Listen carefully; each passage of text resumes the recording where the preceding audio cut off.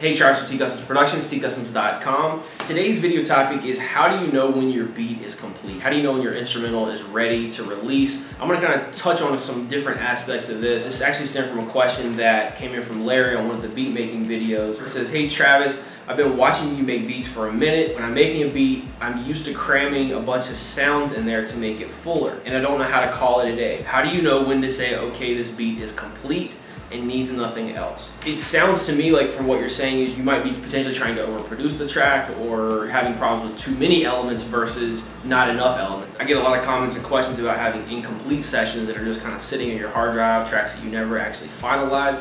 I did shoot a video a little while ago on some tips to help combat beat blocks, so if that's something that you'd like to check out, I'll link that in the description. But getting into your question, how do you know when the track is complete? And I'm going to answer this the best I can. I think the answer to this is going to be somewhat subjective because it depends on what your end goal is. It depends on, for instance, if you're working directly with an artist in studio or you're actually producing that artist, it's going to be a different situation. You could actually start out with a bare bones track or a track that's not completely ready, bring the artist in, have them record vocals. As those vocals fill in the gaps, you'll be able to see, okay, do I need to take elements away? Do we need to add things? I just saw a recent Scott Storch interview where he was talking about that. He says usually when he's producing tracks, he'll have it like 80% ready or have a bare bones track, bring the artist in, record them, and then finalize that production. That's basically an extra instrument, especially if they're singing. If you're looking to release like a club hit or something that's gonna be getting a lot of radio play or something, then it might require a lot of extra elements in production. But then in other cases, you might just have an underground MC that maybe just needs a very simple backdrop with not a lot of extra elements and things of that sort. But my number one tip is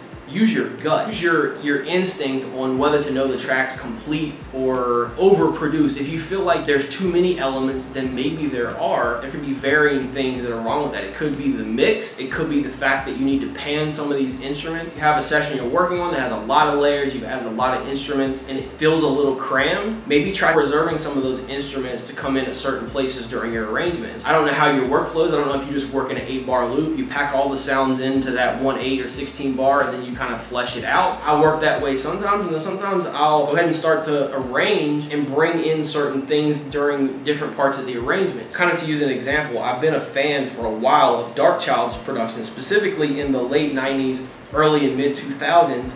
And if you listen, if you strip away those vocals that he did for like Destiny's Child and a lot of the big artists that he worked with, and you just focus on that production, he's crazy when it comes to bringing all those sounds together, making everything sound cohesive. If you listen close, you'll notice there's layers and layers of tracks in a lot of those instrumentals. However, it doesn't sound overcrowded, and even with the vocal, it all works together. But a lot of that comes from the mix too. So panning your instruments, making sure they're EQ'd properly. If you feel like it sounds too crammed in, but when you strip elements away, it sounds kind of thin, it could just be the EQ. It could be panning. It could be taking, okay, this instrument, instead of keeping it, pretty much centered, let's take this a little bit left and let's find another instrument that might counter that will be a good balance, and we'll pan that a little bit right and maybe EQ it a little bit, and now you're gonna notice a big world of difference. It's gonna widen your mix. It's gonna allow room for you to bring in these extra elements. Definitely make sure you're taking advantage of the full stereo field when you go to mix these tracks, because that could be another reason why your track might sound a little overcrowded or overproduced. Another thing that I do to help me get a better sense of when the track is done, and I talked about this in the How to Arrange Hip Hop Instrumentals video that I shot, is using acapellas. A lot of industry acapellas are readily available. You can load those into your session. Use those acapellas to your advantage, kind of like what I was talking about before. If you have the luxury of working with an artist in studio, you get a better sense with those vocals, what needs to give, what needs to be added, when different aspects need to come in, how things need to be mixed for that vocal to sit well. And another point that ties in with all this is making sure overall the track's interesting. Thinking about it from a listener standpoint, the past few weeks we've done the live music showcase. A lot of you guys have sent in beats and sent in songs, and one of my biggest critiques with a lot of those was it just wasn't interesting enough. It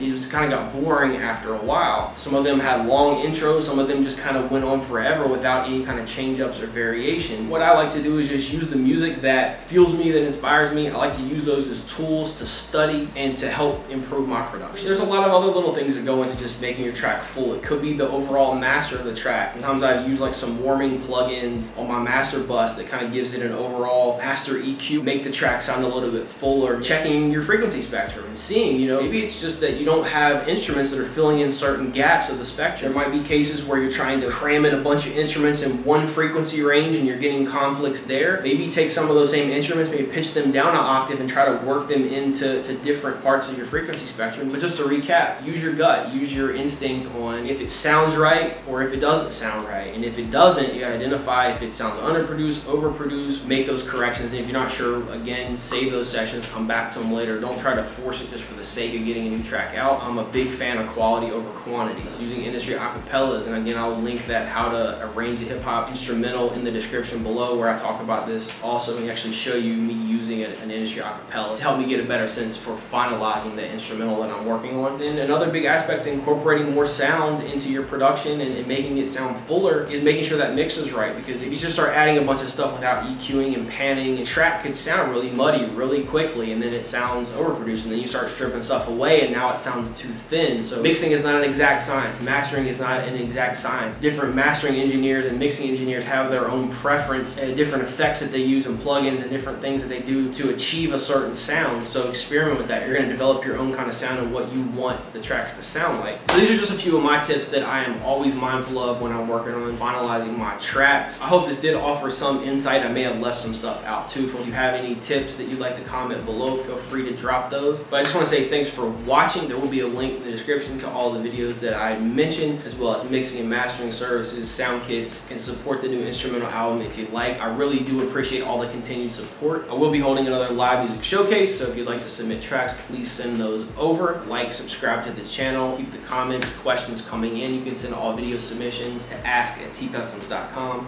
and I'll see you next time.